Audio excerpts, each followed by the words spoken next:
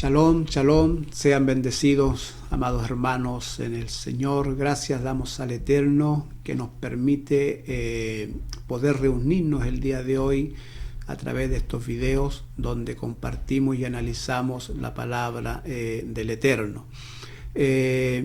Comenzamos la semana pasada con una pequeña introducción al libro de Apocalipsis, donde vamos a analizar el mensaje primordial que contiene el Apocalipsis.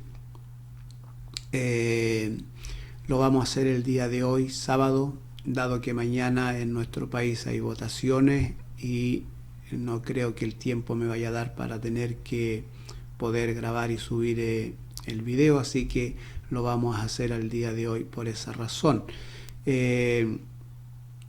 Vamos entonces ya hoy día a entrar en materia.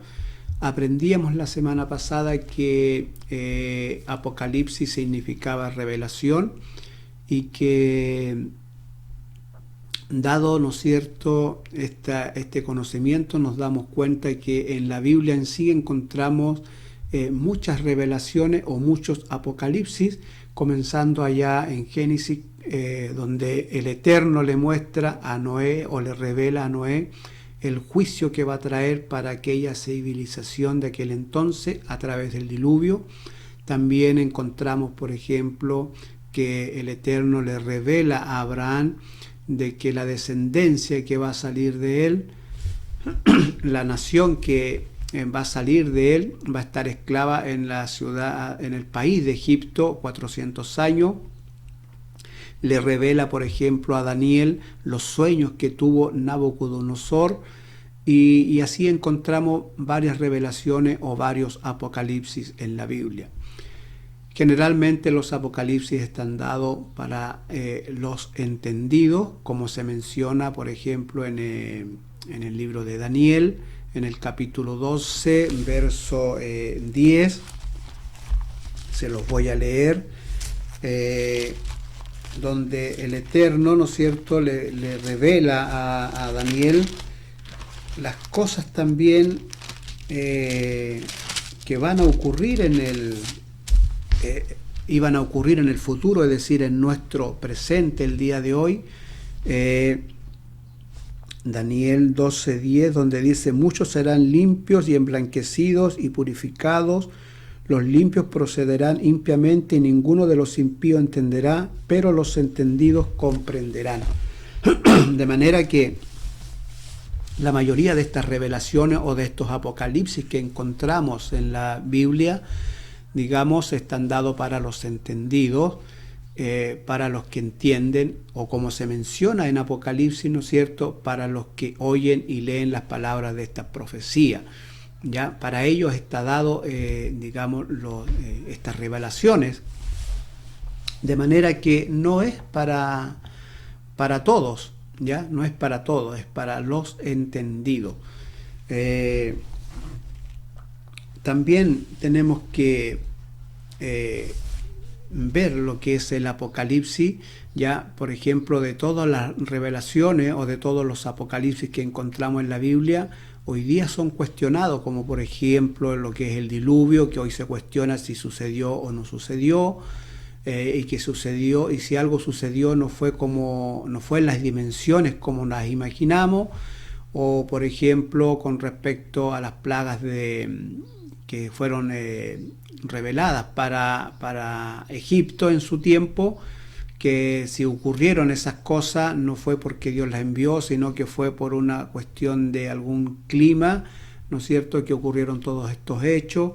Es decir, todos los apocalipsis que ya han pasado y que conocemos en la Escritura, en el día de hoy se cuestionan estos sucesos, y se cree que si ocurrieron fueron cosas casuales, digamos, y que el pueblo de Israel pensó que el Dios eterno estaba actuando a favor de ellos. Y la verdad que hoy día todo eso se cuestiona en el tiempo que estamos viviendo.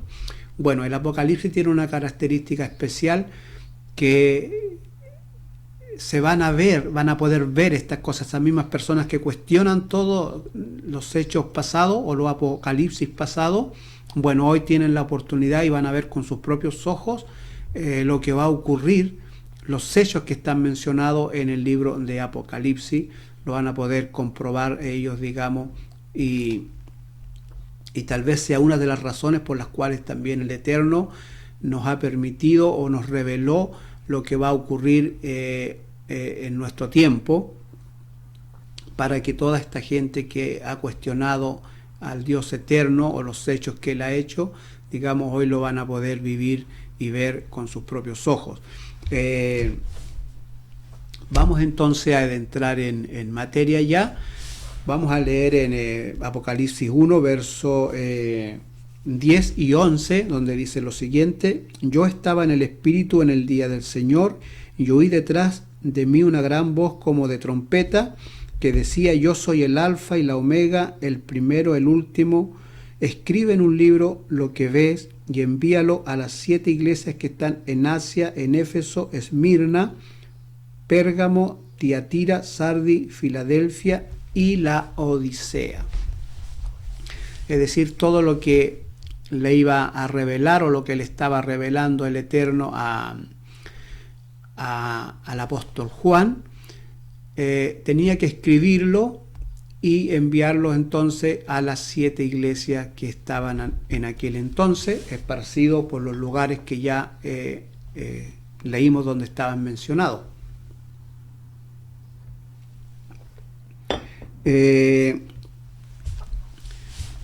Vale decir que estas iglesias que se mencionan acá en Apocalipsis estaban ubicadas, y que no es una información menor, que vale la pena tenerla para poder analizar el Apocalipsis. Estas 7 iglesias estaban ubicadas todas en el país de Turquía en la actualidad, lo que corresponde al país de Turquía, donde también perteneció, ¿no es cierto?, al gran imperio babilónico, aunque Babilonia está ubicada en la actualidad, estaría ubicada en el país de Irak, pero digamos, Babilonia abarcó todas esas regiones, incluyendo Turquía en su tiempo, y eso hay que considerarlo, tenerlo presente cuando vamos a analizar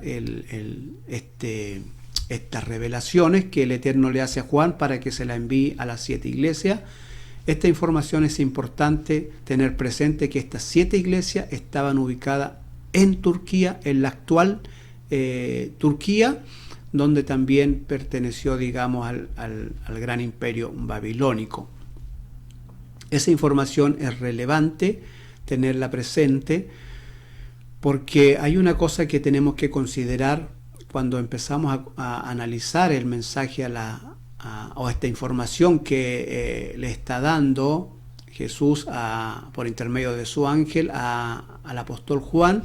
Esta información es importante tenerla y saber, digamos, dónde estaban ubicadas estas iglesias y cuál era, digamos, su ideología o sus costumbres que tenían en estas ciudades, ¿ya?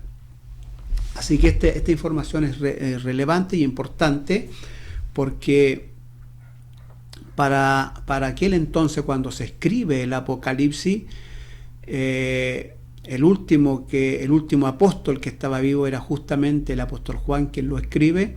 No había más apóstoles, tampoco estaban los cristianos, por así decirlo, o los que habían creído que Jesús era el Mesías al principio.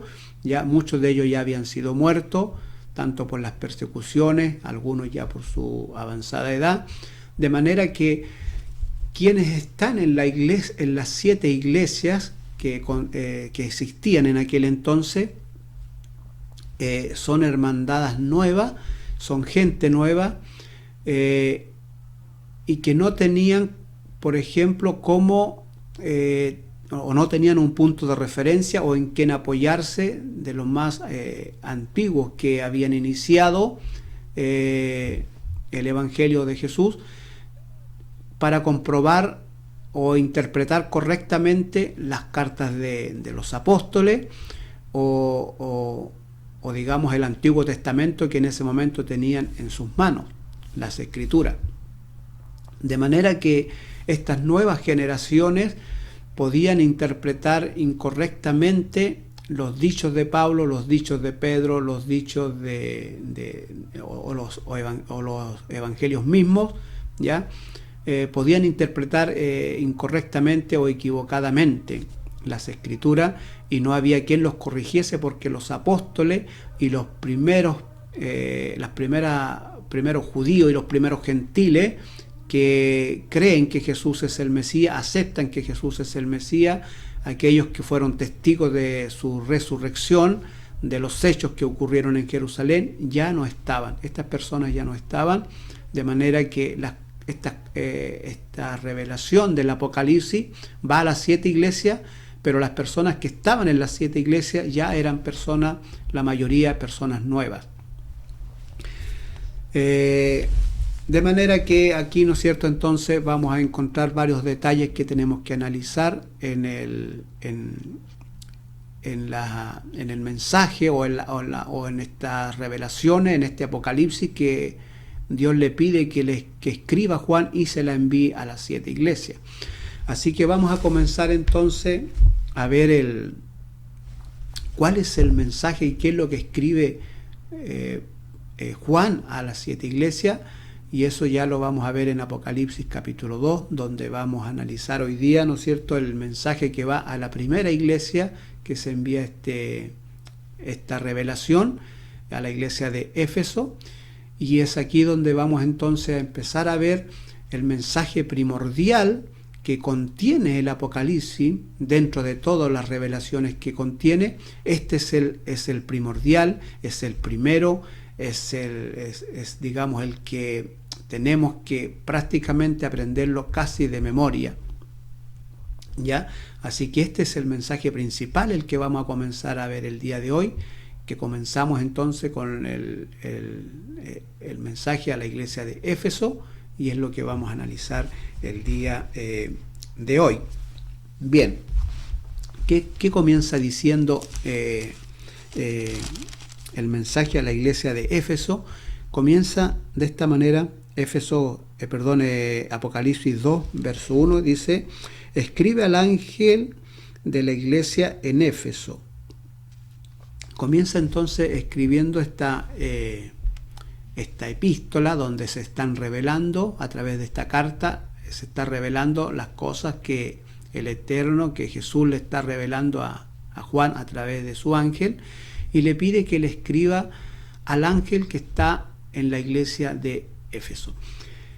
Aquí, ¿no es cierto?, se ha discutido mucho y muchos piensan que, digamos, definitivamente es un ángel que está en Éfeso.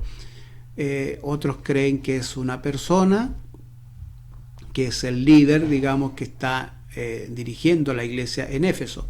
Bien, quiero aquí, ¿no es cierto?, aclarar, porque aquí cuando empezamos a leer ya el contexto de esta carta a la iglesia de Éfeso, ya nos damos cuenta que no está hablando de un ángel, sino que está hablando de una persona. Así que creo que eso, por ejemplo, estaría más discutirlo o analizarlo, porque queda claro que la carta va dirigida a una persona. ¿Por qué se le puso ángel? No sabemos si es un error de traducción, que se le mencionó ángel, o definitivamente Juan lo nombra como ángel para ocultar cierta información con respecto al líder de la iglesia en Éfeso, por si la epístola era interceptada en algún lugar, digamos, y no dar mayores detalles. Como por ejemplo, los apóstoles usaron mucho esta estrategia de ocultar cierta información, dado a las persecuciones que habían en aquel entonces, que lo vimos la semana pasada, ¿no es cierto?, estas persecuciones que habían. Así que se valía de tener que ocultar cierta información, como por ejemplo en la primera epístola del apóstol Pedro, en el capítulo 5, que se los voy a mostrar aquí. Pedro en esta epístola también oculta cierta información. Por ejemplo, ya al finalizar la primera epístola de Pedro, en el capítulo 5, verso 13, cuando se está despidiendo, Pedro dice lo siguiente: la iglesia que está en Babilonia, elegida juntamente con vosotros, y Marcos, mi hijo, os saludan. La iglesia que está en Babilonia.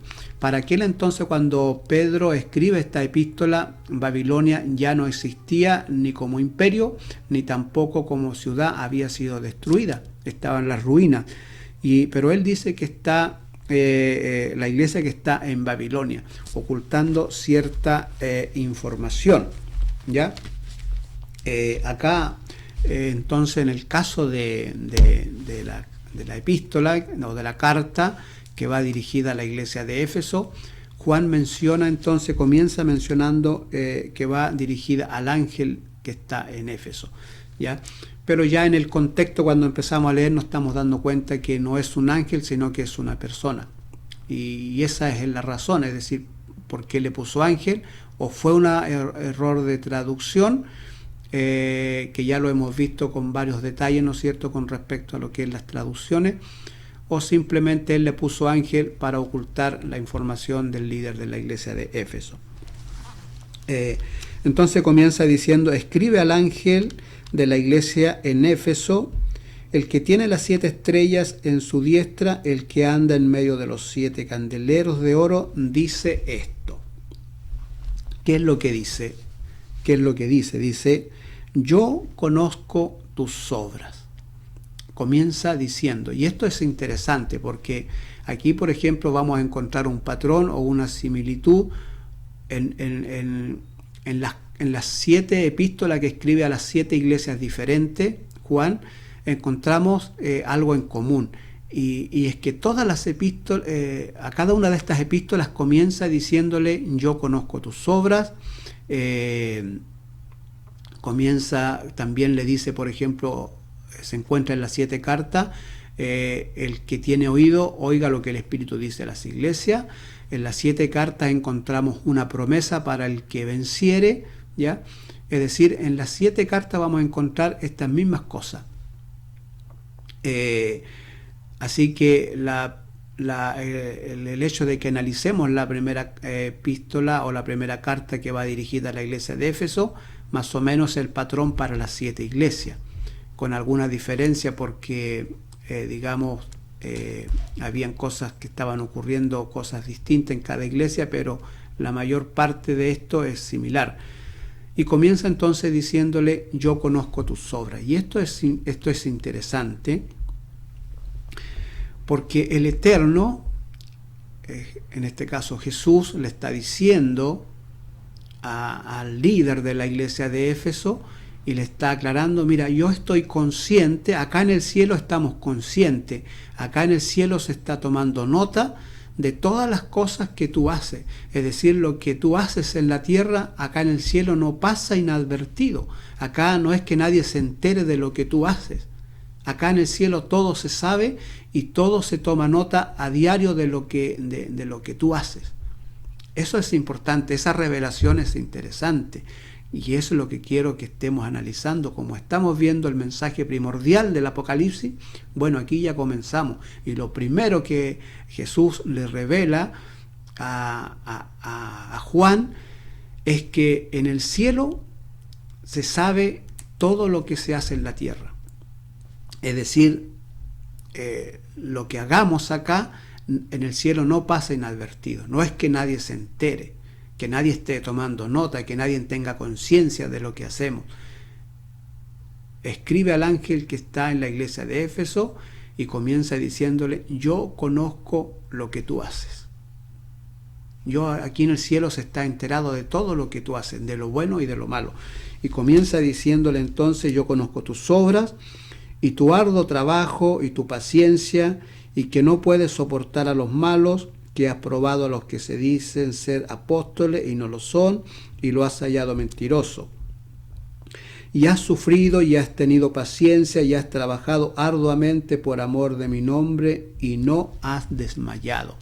Qué maravilla, ¿no es cierto?, de que en el cielo se tome nota de todas las cosas buenas que se estaba haciendo en la iglesia de Éfeso con respecto al ángel o al líder que estaba en la iglesia de Éfeso. Se las menciona aquí, ¿no es cierto?, Jesús, todas estas cosas buenas que tú tienes, todas estas obras que tú haces, acá en el cielo se está tomando nota de esto, ¿ya? Pero le dice en el versículo 4, pero tengo contra ti que has dejado tu primer amor, ¿ya? Como se toma nota de todo lo bueno, también se toma nota de todo lo malo. Es decir, todo lo que hacemos, arriba en el cielo se sabe. Y hay nota de ello, hay libros de ello. Es decir, cuando llegue el juicio final, no es que se nos vaya a juzgar por calumnia, o que se nos vaya a juzgar por cualquier otro tipo de cosa. No, está escrito allí el libro de nuestra propia vida. Es decir, desde que nacemos hasta el día que el Eterno quitó el soplo de vida de la punta de nuestra nariz, hasta allí toda nuestra vida está en el cielo escrito. Así que esta es la primera revelación que no tenemos que tener, digamos, por olvido, o no tenerla en consideración.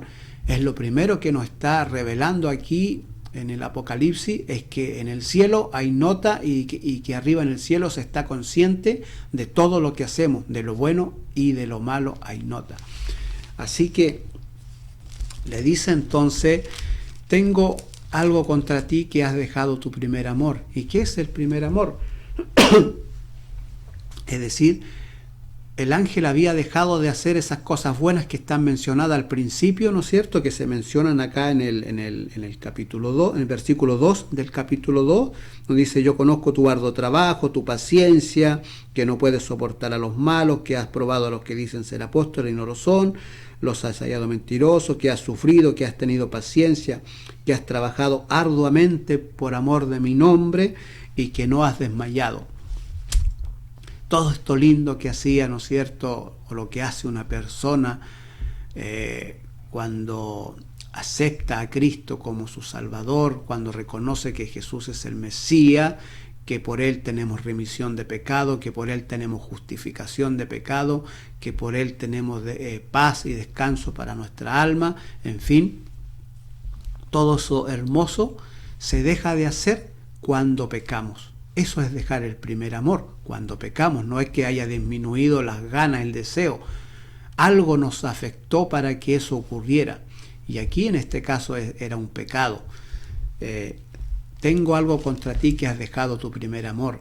De manera que hubo algo que ocurrió en el líder de la iglesia de Éfeso, que le estaba estorbando y que le estaba quitando el deseo y las ganas de trabajar como lo hacía al principio. Y eso no era simplemente falta de ganas, sino porque era un pecado, como se menciona acá. Tengo contra ti que has dejado tu primer amor. Recuerda, por tanto, de dónde has caído. De manera que hubo un quiebre, algo pasó en su vida, ¿ya? Recuerda, por tanto, de dónde has caído, y arrepiéntete y haz las primeras obras. Y haz las primeras obras. No menciona aquí obras, pero dice: haz las primeras obras, ¿ya? Y eso es lo que quiero analizar el día de hoy también, que no quiero dejar pasar por alto esta parte, porque viene diciéndole entonces al ángel o al líder que estaba en la iglesia de Éfeso, ¿ya? Primero comienza diciéndole que arriba en el cielo se está consciente de todo lo que hace. Que arriba en el cielo estaban conscientes de que él en algún momento falló, o hubo un pecado en su vida, y también le declara algo: mira, acá en el cielo hay misericordia, hay piedad. Estamos conscientes de que fallaste, estamos conscientes de que pecaste, ¿ya? Por lo tanto, le dice acá: recuerda, por tanto, de dónde has caído, y arrepiéntete y haz las primeras obras. También le está revelando que en el cielo hay misericordia, es decir, fallaste, caíste, cometiste un error, te pido que te arrepientas. Recuerda, por tanto, de dónde tú has caído, de dónde tú has fallado, y arrepiéntete y haz las primeras obras. Primero quiero hablar un poquito de lo que es el arrepentimiento y de la misericordia de Dios, que nos está revelando acá que el Eterno sí tiene misericordia, que sí tiene piedad, y se lo hace saber a los seres humanos. Acá se lo está revelando, nos está revelando a todos, de que en el cielo hay misericordia, ¿ya? Y que en el cielo se está consciente cuando fallamos, ¿ya? Y le pide que se arrepienta, digamos, que recuerde por tanto de dónde ha caído y arrepiéntete. Con respecto al arrepentimiento, nosotros los seres humanos estamos limitados en el tiempo, en nuestro planeta donde Dios nos puso, en el lugar que Él nos dio. Estamos limitados en el tiempo y cuando fallamos o cuando pecamos, quisiésemos volver el tiempo atrás y corregir el lugar, la hora, el momento que fallamos y corregir ese error que cometimos, ese pecado que cometimos. Creo que la mayoría de las personas en su vida va a pasar por esta etapa, que va a desear en algún momento que el tiempo volviese atrás y corregir cosas que no quisieron hacer. Pero no podemos, porque estamos limitados en el tiempo. Es decir, en nuestro tiempo solamente el tiempo avanza y no podemos regresar el tiempo, no podemos regresar atrás. ¿Qué hacer entonces? ¿Qué hacer entonces? Bueno, como nosotros no podemos, y ya sabemos que todo lo que se hace en la tierra repercute en el cielo, sea bueno o sea malo. No es que arriba no se sepa. Nuestras acciones aquí en la tierra tienen una repercusión en el cielo. Por eso se dice que cuando un pecador se arrepiente, arriba en el cielo hay alabanza, hay alegría, hay cántico, hay gozo. Es decir, arriba hay ocurre algo en el cielo que no sabemos en plenitud qué es lo que ocurre, pero cuando una persona se arrepiente, arriba hay movimiento, hay acciones arriba, ¿ya? De manera que aquí está diciendo entonces que se está aplicando la misericordia, es decir, en el cielo hay misericordia, hay piedad. Mira, arrepiéntete, recuerda de dónde has caído y arrepiéntete. Pero a veces nosotros nos limitamos y decimos, ya la embarré, ya dejé la escoba, o como usted quiera llamarle, ¿cómo arreglo esto? ¿Cómo arreglo lo que hice? ¿Cómo arreglo la embarrada que dejé? Si yo no puedo o no estoy facultado para retroceder en el tiempo y ir al lugar, a la hora, al minuto que fallé y arreglar aquello. No puedo. ¿Qué es lo que tenemos que hacer? Tenemos que arrepentirnos, confesarle al Eterno lo que hicimos, ¿ya? Y es Él, escuche bien lo que voy a decir, es Él la persona que tiene la facultad, es la persona, es el único ser en el mundo, es el único ser en el mundo que puede y que no está limitado en el tiempo, es decir, en el espacio de Dios, en la espiritualidad de Dios, en el mundo de Dios, el tiempo no existe. Para Él un día es como 1000 años y 1000 años es como un día. Lo que hice años atrás es como que yo lo hubiese hecho para Él hoy día. Es el único ser, amados hermanos, que no está limitado en el tiempo. De manera que Él nos pide que nos arrepintamos. Como yo no puedo arreglar el error, como yo no puedo volver el tiempo atrás y corregir el error que cometí, Él puede.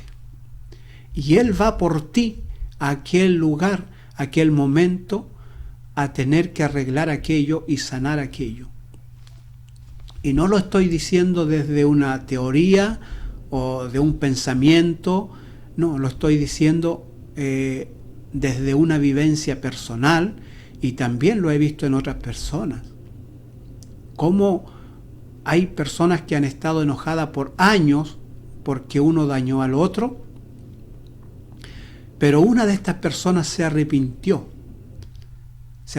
le pidió perdón al Señor y logró mover el cielo, logró que arriba en el cielo hubieran acciones, y el Eterno fue y sanó a la otra persona que había sido dañada. Y entonces la otra persona ahora, digamos, perdona a esta persona que le hizo daño. Pero todo esto lo hace el cielo, todo esto se hace arriba en la eternidad, todo esto se hace en el lugar donde el tiempo no existe, donde está facultada la persona que puede hacerlo. Nosotros no podemos. De manera que aquí Jesús le está revelando a esta persona que estaba en Éfeso, que no sabemos quién era, pero le dice: yo conozco tus obras. En el cielo se está consciente de todo lo que tú haces, incluso del pecado que has cometido, de donde fallaste. Por lo tanto, yo te pido que tú recuerdes dónde fue que caíste y te arrepientas y hagas las primeras obras. Esto es interesante. Haces las primeras obras. ¿Qué eran las primeras obras? ¿Qué es lo que tenía que hacer? Pues mire, en la espiritualidad de la palabra del Señor hay algo que no todos están convencidos y que no todos están dispuestos a aceptar. Pero Cristo es Cristo mismo aquí que está revelándonos y diciéndolo cómo funcionan las cosas espirituales en el cielo. Es decir, en el cielo se conoce lo que hacemos, están conscientes de cuando fallamos.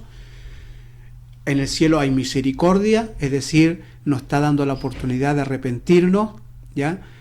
Y que hagamos obras. Y esto es interesante, porque esto de hacer obras no está hablando de que tengo que guardar ciertos días de fiesta, no está hablando, ¿no es cierto?, que cuando guarde el día del día sábado no tenga que caminar ciertos kilómetros o hacer ciertas cosas. Ya no está hablando de ese tipo de cosas religiosas, está hablando de obras del alma, de la espiritualidad, que ya lo hemos hablado en muchas oportunidades, y este es un concepto y es una realidad que no solamente está en el Nuevo Testamento, sino también en el Antiguo Testamento, este concepto. Como por ejemplo, yo quiero mostrarles en el libro de Daniel. En el libro de Daniel le cuento un poquito la historia para no hacernos tan largo esto. Nabucodonosor tuvo un sueño, tuvo una visión, donde él ve un árbol muy grande que llega hasta que su copa de este árbol llega incluso al cielo.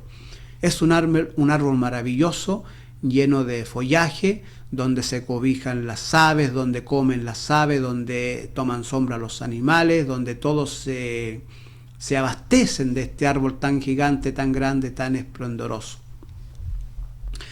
Él estaba teniendo esta visión y ve que viene, ¿no es cierto?, un ángel y da una orden, dice que hay que cortar el árbol, quitar su follaje, ¿no es cierto?, y que ya no exista más.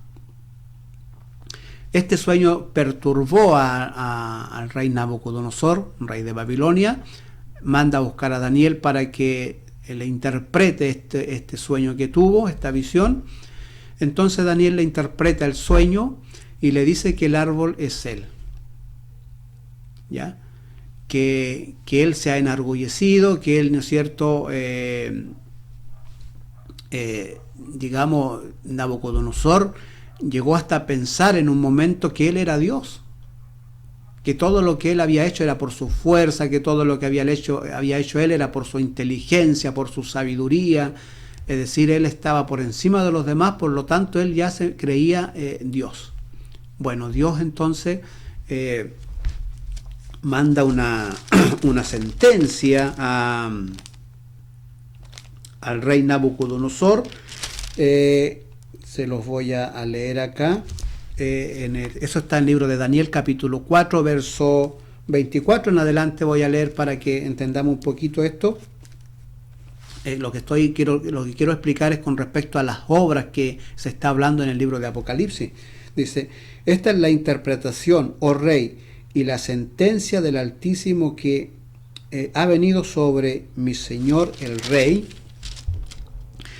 que te echarán de entre los hombres con las bestias del campo será tu morada, y con la hierba del campo te apacentarán como a los bueyes, y como el rocío del cielo serás bañado, y 7 tiempos pasarán sobre ti hasta que conozcas que el Altísimo tiene dominio en el reino de los hombres y que lo da a quien quiere.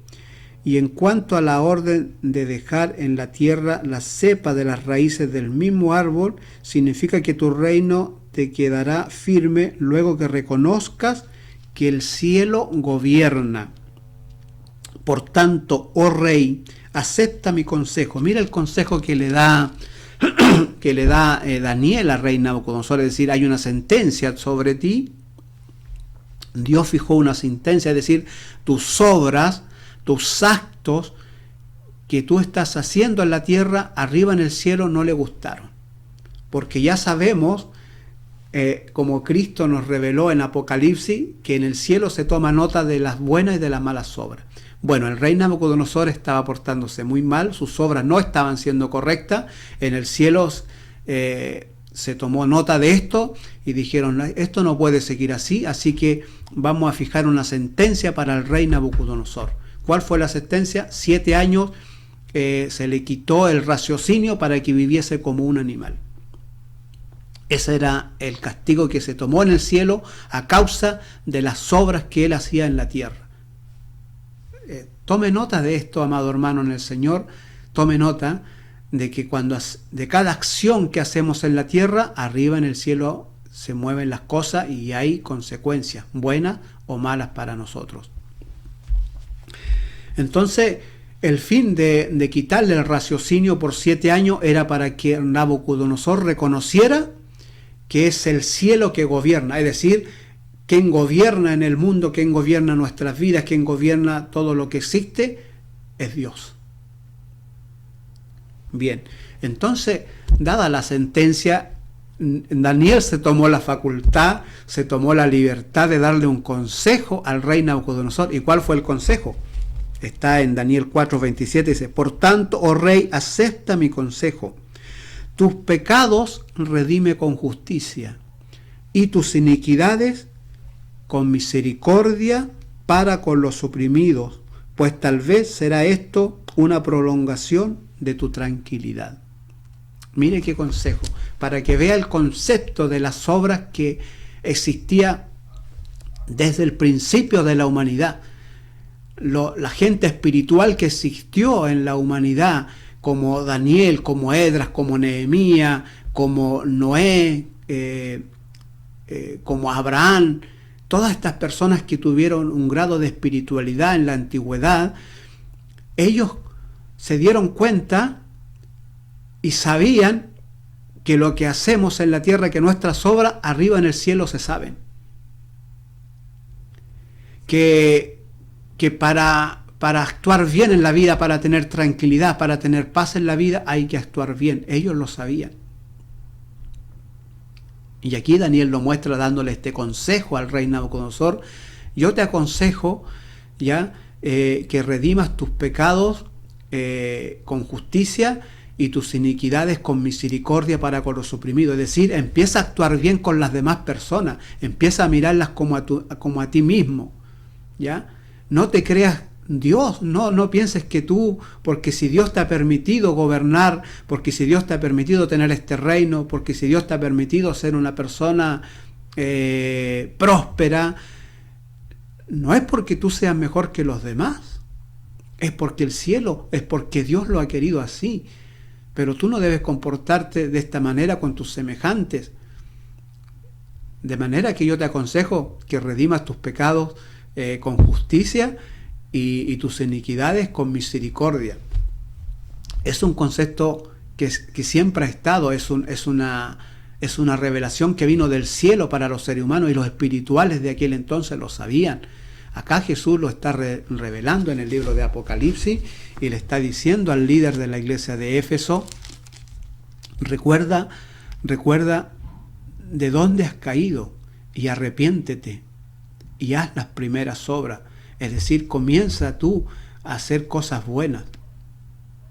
lo que hacías al principio, como está mencionado acá, has trabajado por mi nombre, has tenido paciencia, es decir, todas estas cosas lindas que le menciona al principio del capítulo 2 de la carta que va dirigida a la iglesia de Éfeso. Todo aquello que has dejado de hacer por el pecado, vuelve a retomarlo. Arrepiéntete, ¿ya? Porque en el cielo hay misericordia, porque en el cielo hay piedad. Así que es una revelación interesante lo que está haciendo aquí en el libro de Apocalipsis, y este es el mensaje primordial que yo quiero ver, que quiero analizar, porque ¿de qué vale que entendamos todo el Apocalipsis, que entendamos quién es el falso profeta, que entendamos quién va a ser el anticristo, que entendamos quién es la mujer ramera, todas estas revelaciones que están dadas en el libro de Apocalipsis? ¿De qué vale si no tenemos el mensaje principal, que es este? Que los seres humanos nos enderecemos, que los seres humanos reconozcamos que Jesús es el Eterno, que Él es el que va a omitir el juicio en el tiempo final.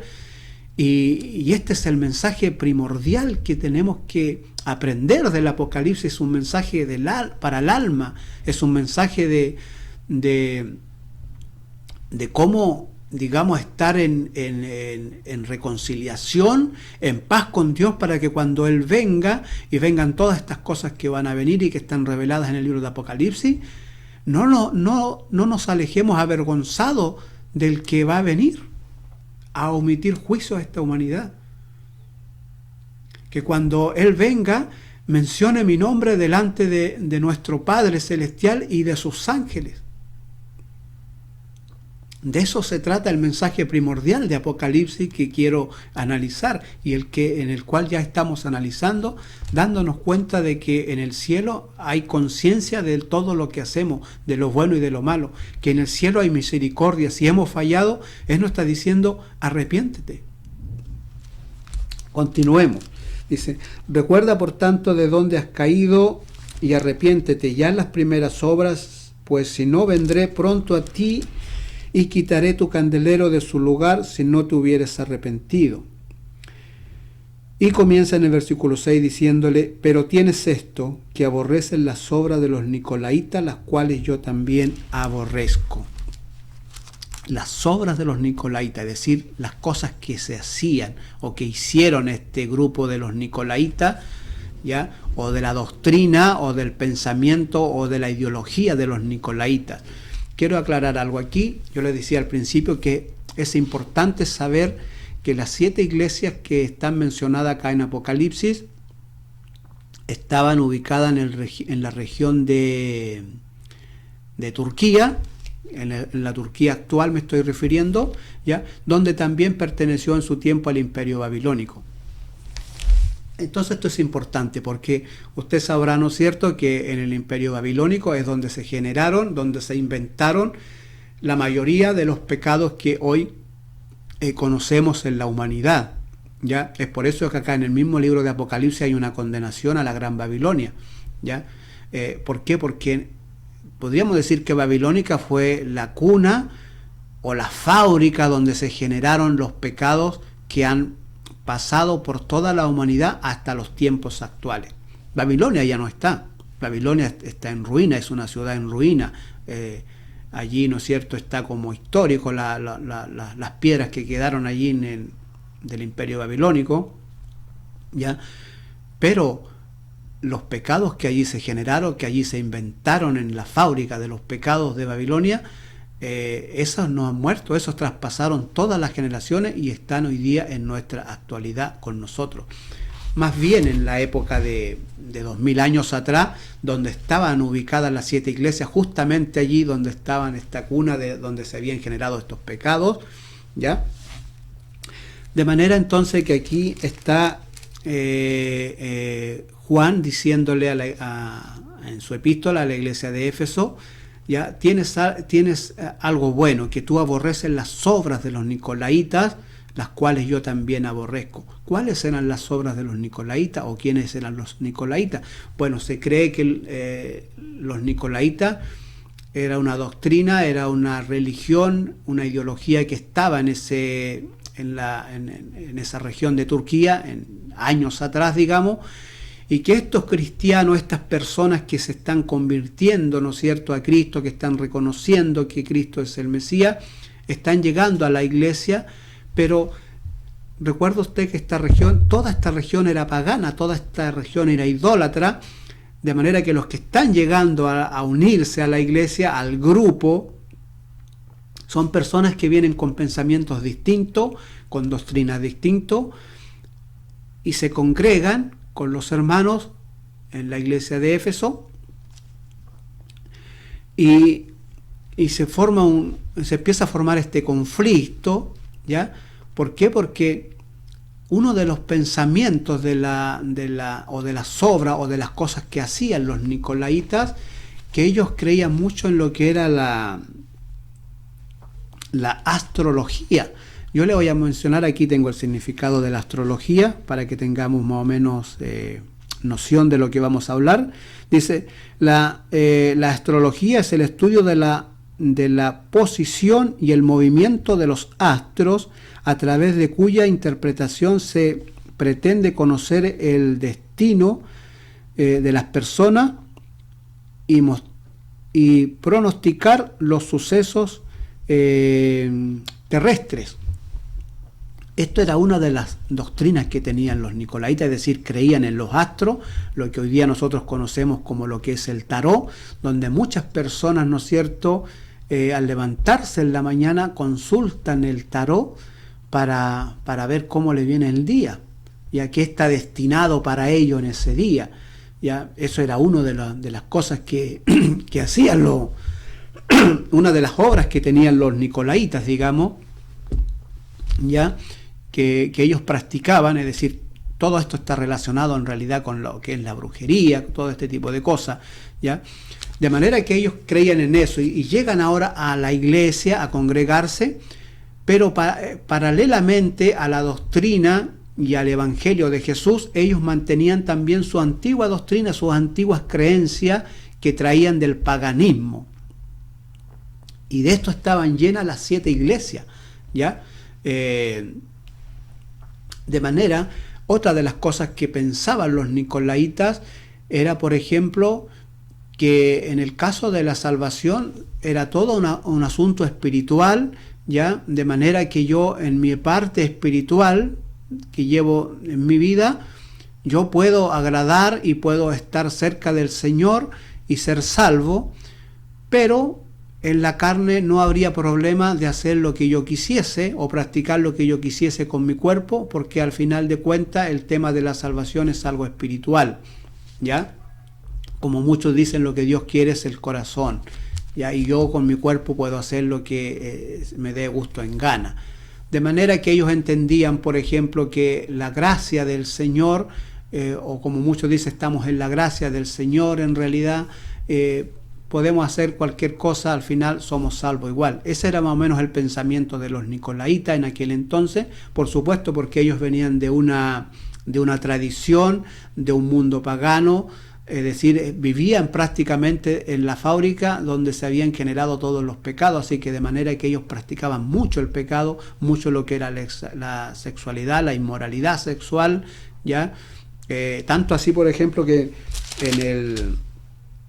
en el mensaje que está dada a la iglesia de Esmirna, ¿ya? O a la iglesia, por ejemplo, de Tiatira, o a las otras iglesias, se menciona, por ejemplo, que había una mujer, ya, que incitaba a los hermanos, ¿no es cierto?, a cometer inmoralidad sexual. Es decir, porque toda esta gente empezó a llegar a estas 7 iglesias que estaban ubicadas justamente donde había existido parte del imperio babilónico, y de donde se habían generado entonces todos estos pecados que hoy conocemos, ¿ya? De manera que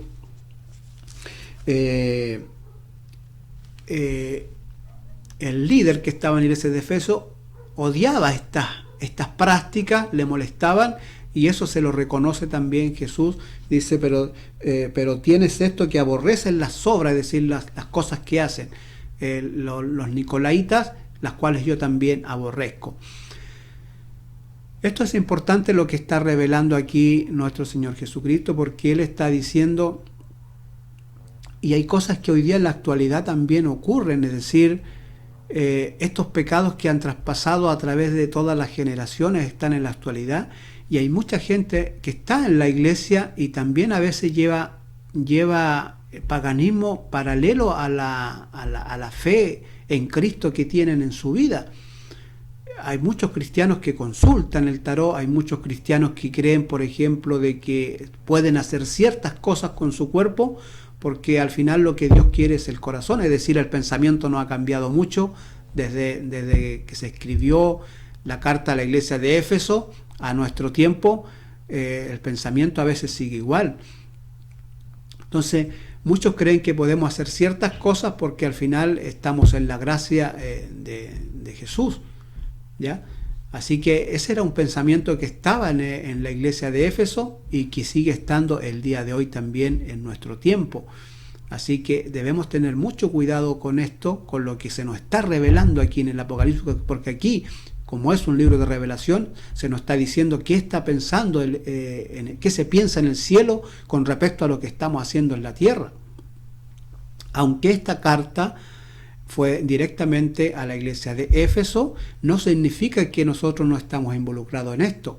Recuerde que en Apocalipsis 1:3 comienza diciendo, bienaventurados los que oyen y leen las palabras de esta profecía, es decir, es para todo. Y en la carta de las 7 iglesias, en cada una de las cartas se deja claro que es para todo. Como por ejemplo aquí, como se dice aquí en el versículo 7, el que tiene oído, oiga lo que el Espíritu está diciendo a las iglesias. Es decir, todo el que oiga. Mire, quiero darle un ejemplo de esto. La carta va dirigida a Éfeso, al líder de la iglesia, para que se lea esa carta. Mire, en una familia, vamos a suponer un padre que tiene 2 hijos, y uno de sus hijos cometió algún error. El padre lo llama y le llama la atención por lo que hizo, pero el otro hijo está escuchando. Y está escuchando cómo el padre está reprendiendo al hijo que cometió el error. ¿Ya? El otro hijo, aunque el reto no fue para él, el regaño no fue para él, la reprensión no era para él, digamos, porque él no había hecho nada, el otro hijo se va a dar por enterado que lo que hizo su hermano, él no debe hacerlo porque al padre no le gusta. Aquí está ocurriendo exactamente lo mismo. La carta va para Efesios, pero Dios eterno quiere que todos la leamos y todo el que oye y todo el que la lee, digamos, dése por enterado que al Eterno hay cosas que no le gustan. No le gustó las cosas que se estaban haciendo en la iglesia de Éfeso. Eso significa que si nosotros la hacemos en nuestro tiempo, aunque el regaño fue para el ángel o para la persona que estaba en Éfeso, no significa que si yo la hago hoy día, Dios va a estar de acuerdo conmigo. Es decir, debo darme por enterado que esas cosas al Eterno no le gustan. Y para eso está el libro de Revelación, para eso fue para que el Apocalipsis tuviera incluso hasta el tiempo final, el que lo lea y el que lo oye. Por eso dice aquí, el que tiene oído, oiga lo que el Espíritu le está diciendo a la iglesia en este caso, a la iglesia de Éfeso. El que tiene oído, oiga lo que le está diciendo. Dese por enterado de que Dios estas cosas no le gustan. ¿Ya? Bien, ahora, ¿qué es lo que es oír? ¿Qué es lo que es oír? Quiero decirles que el oído está conectado con el alma, está conectado con su espíritu. Las orejas las tenemos justamente aquí en la cabeza donde pensamos. Ahí está el oído, y el oído está conectado con el alma, ya está conectado con nuestro espíritu. Por ejemplo, si usted recibe una mala noticia, alguien lo llama por teléfono y le da una mala noticia, usted oye esta noticia, sus emociones cambian. Es decir, si la noticia es mala, usted se va a entristecer, usted se va a penar, incluso dependiendo de la noticia, va a llorar. Le va a afectar sus emociones, las emociones están en el alma, ¿ya? Si la noticia es buena, bueno, va a ser todo lo contrario, va a ser de alegría, de felicidad, depende de la gran noticia, incluso va a gritar de emoción, ¿no es cierto? Porque el oído está conectado con el alma. Es decir, lo que yo oigo va a afectar mi interior espiritual, mi alma, ¿ya? Y eso es cuando oímos, porque a veces escuchamos, pero no estamos oyendo, ¿ya?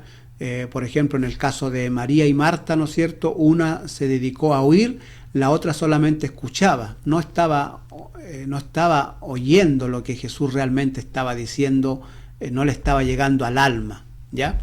Ahí hay una gran diferencia con respecto a eso. Pero vamos a ver un poquito más en profundidad lo que es el oír. El oír está conectado con nuestra fe, ¿ya?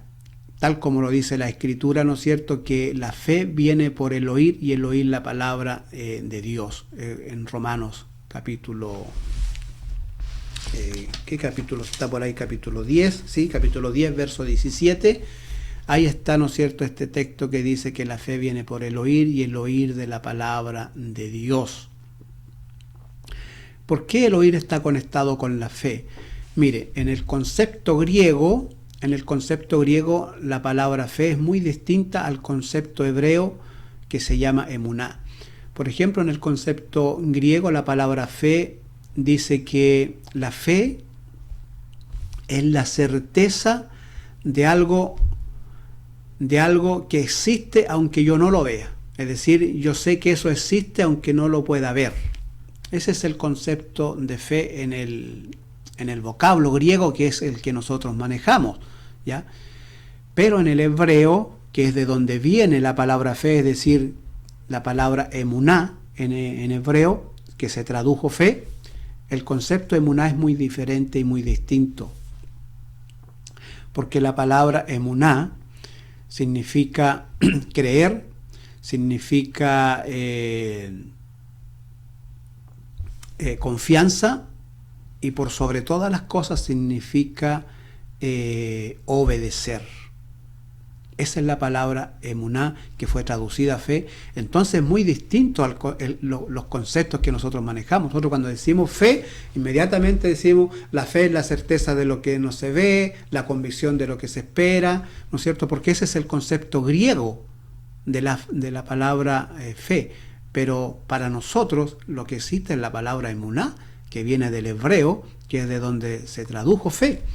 Entonces yo tengo que ir al origen de donde se trajo la palabra fe, y la palabra fe se trajo del hebreo emuná, que significa creer, significa, ¿no es cierto?, confianza, y por sobre todas las cosas obedecer. De manera que cuando aquí en el libro de Apocalipsis se está diciendo: el que tiene oídos para oír, oiga lo que el Espíritu está diciendo a las iglesias, es decir, obedezca lo que está oyendo. Literalmente está diciendo: el que tiene oído, el que está oyendo esta palabra, obedezca lo que aquí está, lo que aquí se está diciendo, lo que aquí está oyendo, obedézcalo. Eso es. ¿Ya?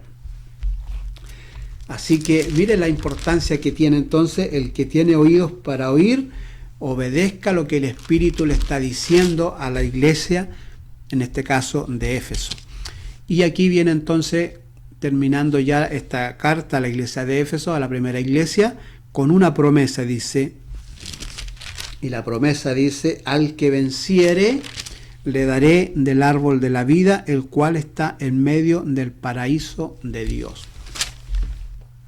¿Qué es lo que es el que venciere qué? ¿Qué cosa es la que debo vencer para tener derecho al árbol de la vida? ¿Qué es lo que debo vencer? Bueno, debo vencer mis pecados, mis faltas, debo vencer la maldad. Eso es lo que se está mencionando acá. Ese es, digamos, el mensaje principal que contiene el Apocalipsis. ¿Ya? Este es el mensaje principal, es decir, aunque entendamos todo lo demás, si no entendemos este mensaje principal, el Apocalipsis no nos sirve. Todo el mundo tiene conciencia y tiene conocimiento en parte de lo que es el Apocalipsis, como les decía yo la semana pasada, dado que la empresa cinematográfica ha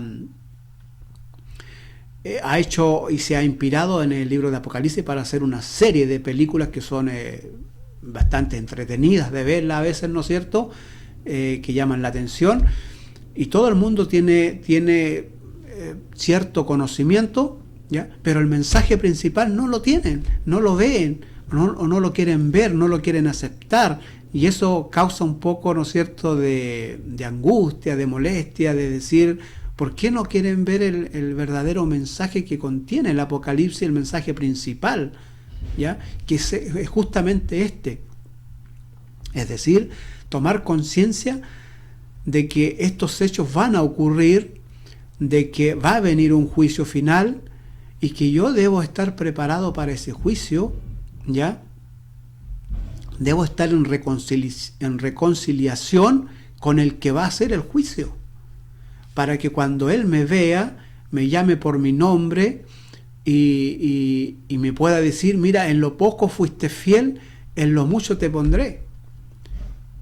Y no me tenga que alejar de Él avergonzadamente, y que Él pueda confesar mi nombre delante de nuestro Padre Celestial y de sus ángeles. De eso es el mensaje principal. Y ese mensaje principal está aquí justamente en las 7 iglesias. En las 7 iglesias. Yo hoy día vi lo que era la iglesia de Éfeso. Tal vez la próxima semana veamos otra de las iglesias, pero el mensaje más o menos es similar, ¿ya? Con algunas diferencias muy pequeñas, ¿ya? Pero las vamos a ver, y vamos a ver también otros hechos del libro de Apocalipsis. Que es interesante verlo para estar preparado para todos los que oyen, como dice acá en la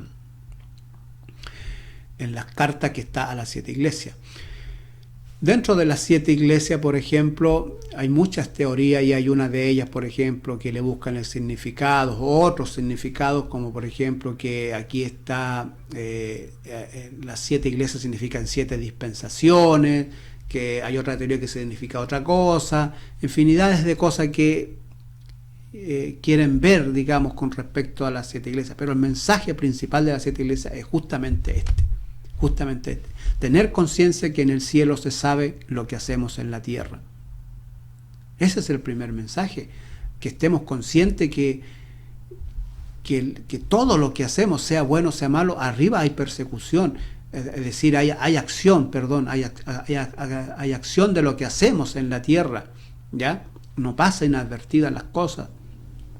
De que arriba en el cielo hay misericordia. Cuando una persona falla, Dios le da un tiempo para que se arrepienta, que Dios tiene misericordia, tiene piedad de nosotros, ¿ya? Y quiere que actuemos. También hay un hecho de que es uno de los más importantes, diría yo aquí, y es el concepto de que a veces tenemos nosotros que nosotros no tenemos que hacer nada para ser salvos, que estamos salvos por la gracia de Dios, como creían los nicolaitas. Los nicolaitas decían, no somos salvos por gracia, pues así lo entendieron el mensaje. No se olvide que las 7 iglesias estaban ubicadas justamente en la fábrica donde se habían creado los pecados del mundo. De manera que no había nadie que los corrigiera, porque los apóstoles ya no existían. Los primeros hermanos que habían escuchado el mensaje directo de los apóstoles no existían, la mayoría. Entonces no había quien corrigiera a las nuevas generaciones que estaban, digamos, entrando al evangelio. De manera que empezaron a mezclar las doctrinas que traían del paganismo con la nueva enseñanza con respecto a nuestro Señor Jesucristo. Y se generan estos conflictos entonces en las 7 iglesias. Y uno de los pensamientos que ocurría en las 7 iglesias, que ya lo mencioné, ¿no es cierto?, con respecto a los nicolaitas, era que no importaba lo que hiciéramos con el cuerpo, porque al final lo que a Dios le interesaba era el espíritu. Pero aquí Jesús nos deja bien claro, ya al principio de la carta a la iglesia de Éfeso, comienza diciéndole, yo conozco tus obras, es decir, eso de que no importa lo que hagas es mentira, porque en el cielo se toma nota de todo lo que tú haces. Así que eso, por favor, quédense con eso.